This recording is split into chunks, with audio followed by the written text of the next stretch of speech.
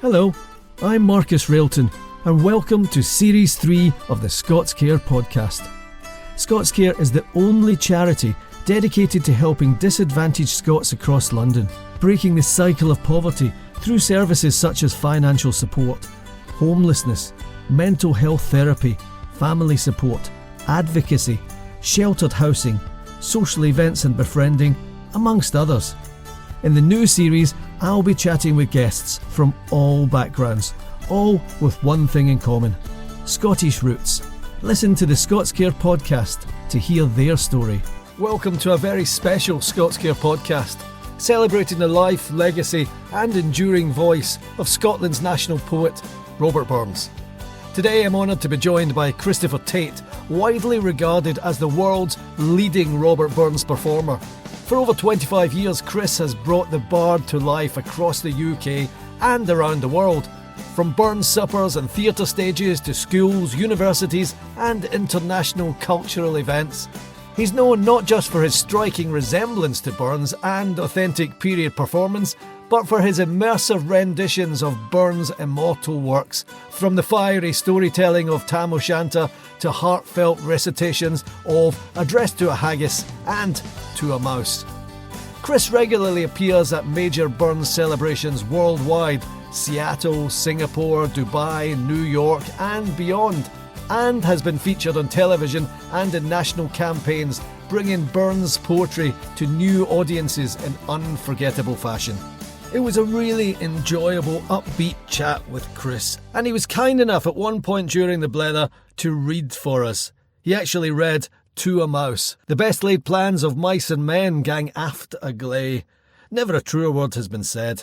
And stick around at the end for a wee bit more waffle and to find out who is coming up next. Without further ado, please welcome Christopher Tait to the ScotsCare Podcast. Love what ScotsCare does? Help us spread the word. Share this podcast, tell a friend, or give us a shout out on social media. Like and share our posts. The more people that know us, the more Scots we can support. Hi, Christopher. How do you do, Marcus? I'm good. Thank you for doing this. It's my pleasure. Thanks for having me on the show. My first observation, which isn't based on any statistical evidence whatsoever, it's kind of like how I make most of my decisions in life, is that Robert Burns is more popular than ever. And I think I feel that just because he seems to be appealing to a new generation of people. I see lots of memes about Robert Burns. I see Robert Burns with Wayfarer sunglasses on the picture. And I noticed that Iron Brew a couple of years ago kind of adopted Robert Burns and Iron Brew for a series of Iron Brew themed Burns nights. Do you feel that he's back on the rise? I don't think he's ever not been on the rise. You know, he appeals to so many people. He's unique in that he can still 250 years on touch the souls of men and women all over the world. And that's extraordinary. And there's no other institution of man of which that can be said, really. He's been part of my life since I was a tiny young boy. I was brought up in Clydebank in the west coast of Scotland. And where I lived was right next to Robert Burns Avenue. And backing onto Robert Burns Avenue was Jean Armour Drive. So in all these, so Robert Burns and the kind of everything about him has always been part of my life. And he was kind of introduced to me as probably the way most Scottish kids are introduced to Burns, through primary school. And I had this very severe, strict old teacher, and I bet she's long gone now, called Mrs. Darragh. And she scared the living hell out of me. And back then, Chris, that's when you still got the belt in school. Yeah. And I remember she taught us, she was the first person to teach me Burns. And I don't know why, but I remember this memory very clearly of her reading Tam O'Shanter. And I was genuinely enthralled. I mean, what do you think it is about the power of that writing? Like, as you say, over 200 years, it's still hits you, doesn't it? It is it's my favorite poem to recite, and the speed of it as it gets into the poem, it's fantastic. It's a wonderful poem to act out, which is what I like to do as well. And I put some sound effects and music as a backing track to it to bring it to life even more so. And the result is it's an incredibly powerful piece of prose, as you said. And it takes a long time to recite. I mean, it's a good 12 or so minutes for me to get through it. And that's at some pace as well. Have you always been one of these people, Chris, I could listen to a song 100 times and it just doesn't go in. I just, there's a few songs that I probably listened to when I was a kid and they've stuck in my mind. But how do you remember the poetry of Burns? Because it's not a modern language and it's complex. So do you have a trick, or have you just been one of these people that can do it? No, it's practice. That's the only way to get these things to stick in your mind. Well, firstly, you need to try to understand what it is that Burns is saying in his poems. And that, I think, is a difference between somebody at a Burns supper who will stand up and recite a piece of Burns poetry and get through it, and somebody that will stand up, say the same poem, and people in the audience understand or at least get the general gist of what they're saying. For me, I always have tried to understand what Burns was saying in his poems before I then put them to memory. And even now, I've been doing this for 32 years now, and even now I'm mumbling to myself as I walk along the road, reciting Tam O'Shanter and other such things so that I can commit it to memory. And practicing it in the house, I don't know what the neighbours think, but me blethering Tam O'Shanter while there's horses galloping and witches screaming and goodness knows what happening around me as I play these sound effects. I want to talk to you about your performance and how you interpret him and his words. But can you tell us, maybe for anyone, because this podcast is listened to, it sounds kind of blowing my own trumpet here, but it's just a fact that this podcast is listened to all over the world by Scots all over the world and people with Scottish heritage all over the world. Can you tell us a bit about the background of Robert Burns and how he grew up? Yeah, I mean, he was educated at a young age. So about 7 years old, Burns started his education. And that was through his father, who employed a teacher from Ayr by the name of John Murdoch to educate the family. And he significantly influenced Burns's early development in reading, writing, and literature as well. And he was quite well read, Burns, from an early age. He talks about reading about William Wallace and how that poured a Scottish prejudice into his veins. And there was one story about the family reading a Shakespeare book or reading that play and how Burns was terrified by it. I can't exactly remember which one it was, but it was the one where they bake all the children in the pie. Do you know that one? No. Yeah, no, well, so somebody will do, and they can remind us about it in the comments or something. But this story was told and Burns was petrified. But of course, that instills a desire to learn and read more and to uncover and discover. Was that unusual in the 1700s? Or did he have a working class or more of did you have middle class people then? Was he a working class lad? No, I think that at that time, the gulf between rich and poor was enormous in Scotland. Most people were illiterate. Most people lived in villages other than the main cities, Edinburgh, Glasgow. But there was a distinct difference between the gentry and everybody else. Tell us about your own journey, Chris. How did you come to Burns? Was it like myself? Did you go to school in Scotland and grow up and he was forced down your throat whether you liked it or not? Well, my mum says that, like you, my mum said that she hated Burns at school because she was force-fed Burns by a teacher that just recited page after page of poetry with no explanation on what it is he was reading to the class. And they were expected to follow it. And the old Scots language is difficult at the best of times, but when you have some big pompous chappy, screaming at the class when they don't understand the words, that's not really going to help you. In fact, I quite often say to school teachers, I do some work over in Northern Ireland with the Ulster Scots, and we have groups of kids together, and I do a play for them and bring them up. It's very interactive. But I say to the teachers, there's no point in putting a book of Burns poetry in front of kids and expecting them to understand the words on the page, because the words are obscure. But if you bring it to life, I'm one way that you can do it, but there's others, of course. But bringing it to life and making it more interactive and having the kids be able to ask questions, that's the way that you get them interested.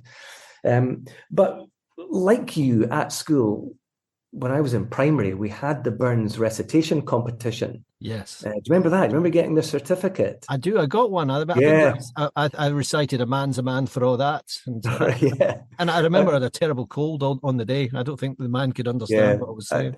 I still have my certificate from 1980, I think it was, 11 years old. And I still remember running home after work, clutching this certificate, being chuffed to bits that I'd managed to win the class competition of reciting the poetry the best.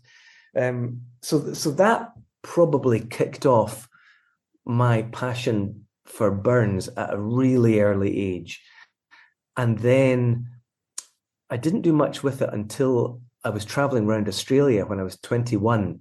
And I found a book of Burns poetry in an old antique shop in Townsville when I was traveling.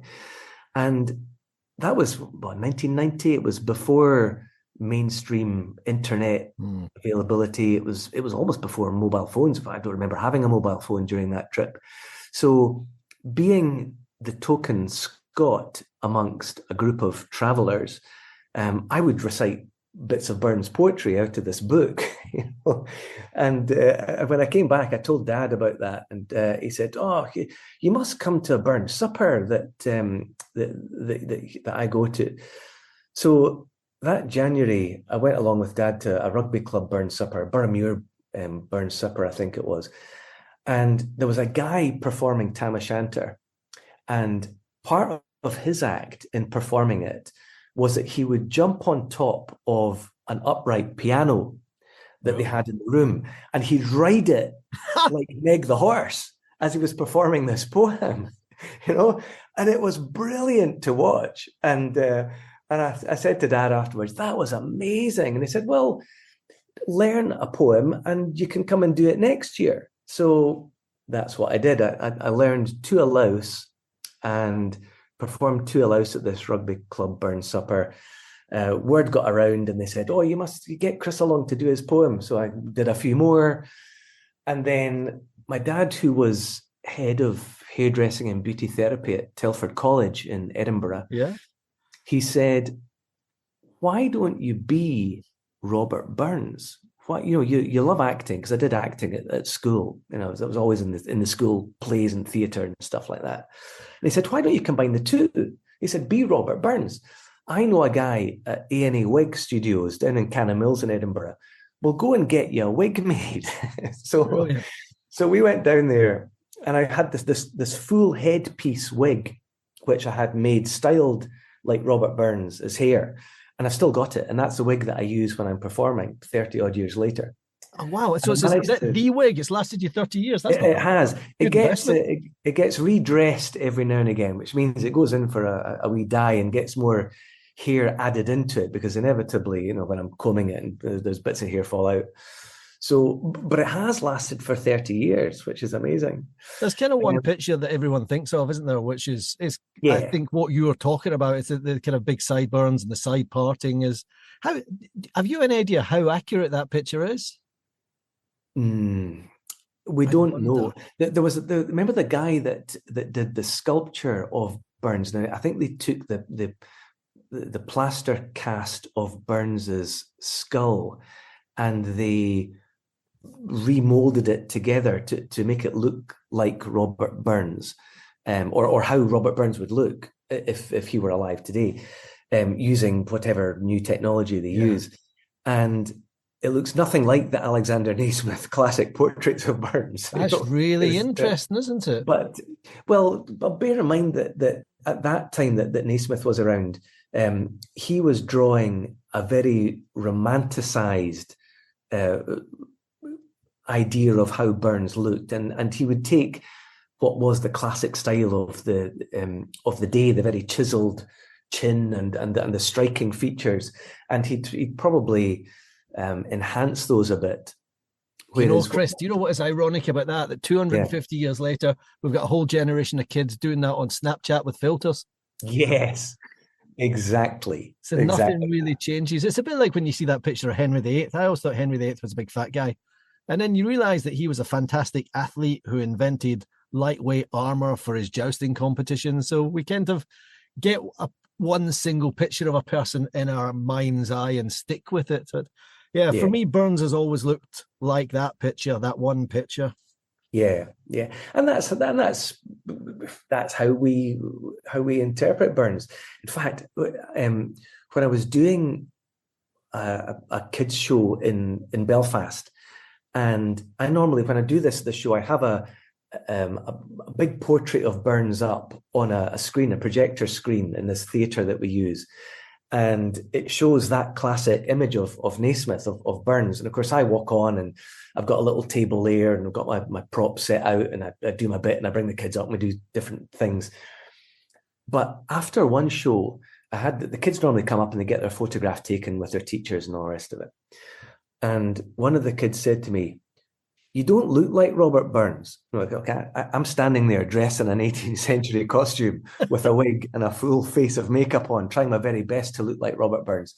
And this wee kid who's about 10 years old says, "You don't look like him." I went, okay, what could I do to make myself look more like Robert Burns? And she said, "Look younger." Look younger, brilliant. Okay, and by that time I was already in my kind of late 40s or something. Yeah, I said, Burns died at 37. I'm not really going to be able to do that. But I thought, what I can do though is that I could age the image of Robert Burns so that when I put this image up on the big screen behind me, it no longer looks like that classic image of Alexander Naismith's Robert Burns, but it looks like a slightly older version of Burns, if he'd maybe been 50 years of age when Naismith drew that. ScotsCare has a new house. We've moved offices to just south of the river, a short walk from London Bridge Station. But our mission stays the same, supporting Scots in London. Find full directions on our website, scotscare.com. Do you ever ponder what would have happened to Burns? Because you must be so immersed in his life and his world. Do you ever ponder if he had lived, what would have happened to him and what would have looked like?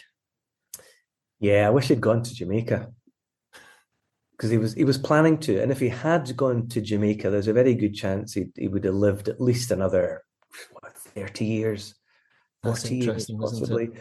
About warmer weather. And it was some kind of heart disease, wasn't it, he died of? Yeah, endocarditis, which is a rheumatoid arthritis, inflammation of the heart, which was not helped by his doctor, Dr. Maxwell, who suggested that he steep himself in the icy waters of the Solway Firth to get over his melancholy. Wow. I don't think that helped the arthritis. No, in the Scottish climate, it's not going to help you at all. Yeah, it's not going to help, no. There's a great book by Mark Lawson called Idlewild. I don't know if you've ever seen it. And it kind of supposes that John F. Kennedy and Marilyn Monroe had survived. And it kind of plays out their affair and their relationship. And, neither of the two of them, she hadn't died the way she died and he was never shot. And it kind of proposes the future. You know what, Chris? I think there's a book in that. If Robert Burns went to Jamaica, I think that's got your name written all over it. Well, I could maybe star as Burns in the upcoming film. Yeah. But let's talk about the fact that you've not only performed and lecture as Robert Burns in the UK, but it's taken you all over the world, hasn't it? To places like New York and Singapore.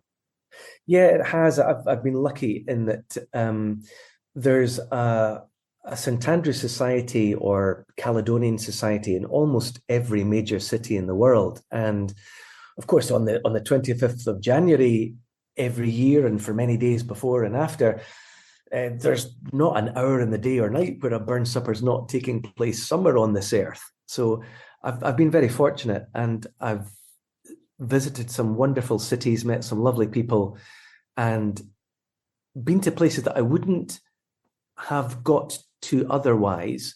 So, when I first started this off many years ago, I would never have thought I would have gone to Moscow a dozen times. Moscow? Yes. I'm not trying to be flippant here, but in Russia. Yeah, there was a St. Andrew's Society there who was made up of a group of expats, but they had various different celebrations, Scottish celebrations throughout the year. The St. Andrew's Ball, which many Caledonian St. Andrew's societies have. The Burn Supper, of course. They also had a summer stramash, which was a bit more of a barbecue get-together. But these were very well attended. You have 500 people or so at these events, and they still have them all over the world. And so I was invited there regularly to perform the haggis and compare the evening's frivolities. When you went out to Russia, was there Russians at these dinners? That must have been an interesting appreciation of Burns from real Russians. Yeah, very much so. We went to an orphanage, I recall, on one of my early trips there, and the school kids there had learnt Burns's poetry in Russian, because there was a Russian poet, Samuel Marshak, who translated Burns's works from English into Russian, and they recited some of Burns' poetry to me in Russian, which was quite extraordinary. It was a very sobering experience, considering these kids had nothing but took the time to embrace not only Burns but my visit as Burns, because I went there dressed in the costume and I performed some of the poetry as Burns, and I told a little bit of Burns's life to them so they could get an idea of who I was. And it was translated from one of the expats. It was one of the St. Andrew's Society guys. He translated it from English into Russian for me after every few sentences that I did. It must be an odd one when you're traveling the world with these kind of 18th century clothes. Where did you get your costume and your Robert Burns boots and stuff like that? Initially, I picked them up from different theatrical outlets, but as I started doing it more and more, I had a couple of costumes made for me. So I, for many years, was a manager in John Lewis in Edinburgh, and we used to have a dressmaking department, and we used to have ladies who would alter clothes and things like that, and they were fabulous tailors in their own right. And I asked them if they'd put a costume together for me, and I managed to source some fabric. So there's another classic Naismith portrait is a full-length portrait of Burns standing by the Brigadoon, right. And you see him with his arms crossed and that Bow Bridge in the background, very famous painting. And Burns is wearing a rust-coloured jacket in that, and I managed to find a very similar rusty-looking fabric from the Harris Tweed mills up on Harris, and I got them to send me several meters of this, and that was made into one of the jackets that I now have, and I have a matching waistcoat with it.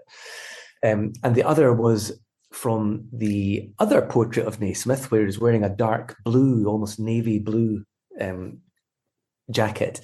And so I, again, sourced that material and managed to get the ladies at John Lewis to make that up for me as well. The boots I found off eBay. When I put them on, I couldn't get them off.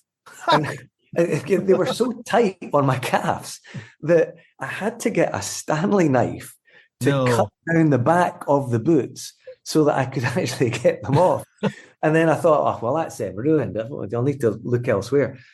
But then I had the genius idea of drilling holes in the back of where I'd cut down Oh, with brilliant. a Stanley knife and lacing them up. And so that's what I've now got. So I have the same boots, but they're now laced up at the back. Families face challenges, from parenting stress to financial hardship. But you don't have to face them alone. ScotsCare's family support team offer practical help and emotional support when it's needed most. Let's talk about your performance, because if I was to copy someone or to homage someone these days, everybody is everywhere. You can just go onto YouTube or you can find footage of them, but obviously there's no footage of Burns. So how have you interpreted the way he moves and the way he speaks? It's more about, when I'm performing the poetry, it's more about understanding the poems and using gestures to allow people to follow along. So, for example, when I'm doing To a Mouse, I will pick up a mouse off the ground. One of the early stanzas has Burns, I think, doing that, or it certainly seems that he might be right down close to the ground where he's talking to this mouse. So I pick the mouse up and I cup it in my hands, and as I'm performing To a Mouse, I talk to the mouse in my hands, and I think that's a lovely way for people to get a better understanding of how Burns saw this mouse's fate. I don't want to put you on the spot, Chris, but is there any chance if you know it, and I'm sure you do, but could you recite To a Mouse for us? I'd be delighted to. I'll try my best anyway, off the cuff.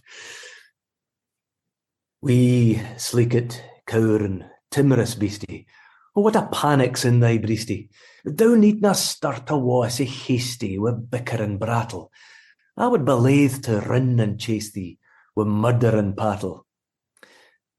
I'm truly sorry man's dominion has broken nature's social union, and justifies that ill opinion which makes thee startle at me, thy pale earth-born companion and fellow mortal. I doubt na whiles, but thou may thieve. What then, pear beastie, thou maun live. A daemon ickrin thraves a small request. I'll get a blessing with the lave, and never miss it. Thy wee bit hoosie, too, in ruin, it's silly was the winds are strewing, and naething now to big anooing o' foggage green, and bleak December's winds ensuing, baith snell and keen.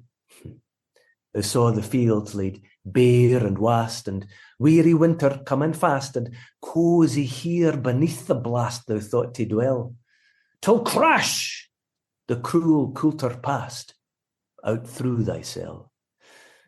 That wee bit heap o' leaves and stibble has cost thee money a weary nibble. Now thou's turned out for all thy trouble, but house or hold, to thole the winter sleety dribble, and cranruach culled.